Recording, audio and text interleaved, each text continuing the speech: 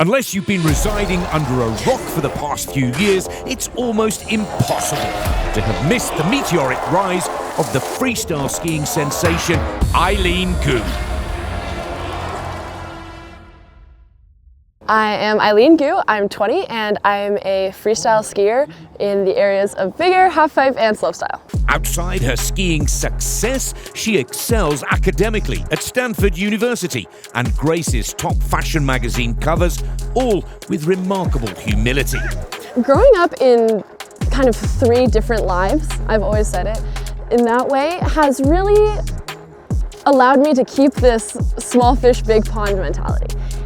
Underdog mentality, if you will. And what I mean by that is I feel as though any room I walk into, I'm just in awe of the talent around me, and I'm really grateful to be surrounded by the people that I am.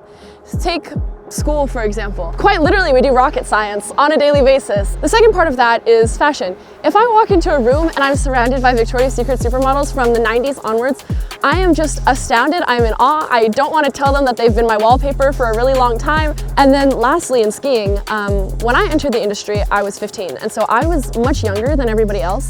And given that I was a full-time student in high school at the time, I competed a lot less. And so what that meant was I was constantly just surrounded by the big dogs, and I was so nervous. I don't think I spoke for like a solid year because I was too scared to talk to people.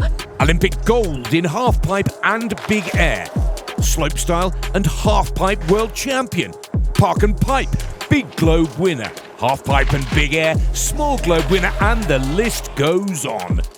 Yet amidst this dazzling array of achievements, there's something far more precious to Eileen. I'm a competitor.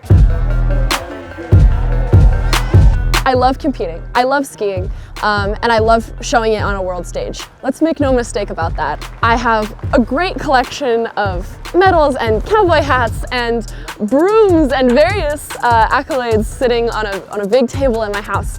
But when I go home, I'm just adding another piece to the table.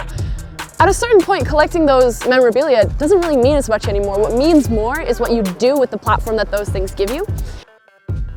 In the last 3 years, the size of the women's sports industry has tripled. In the last 3 years. Just take a second to think about, like, that is insane. And so what that really means is that we are at this inflection point, I think both culturally and socially, economically, whatever. And what that means is that we have a disproportionate amount of power in this moment to use our voice and to actually reach and impact people who are willing to listen.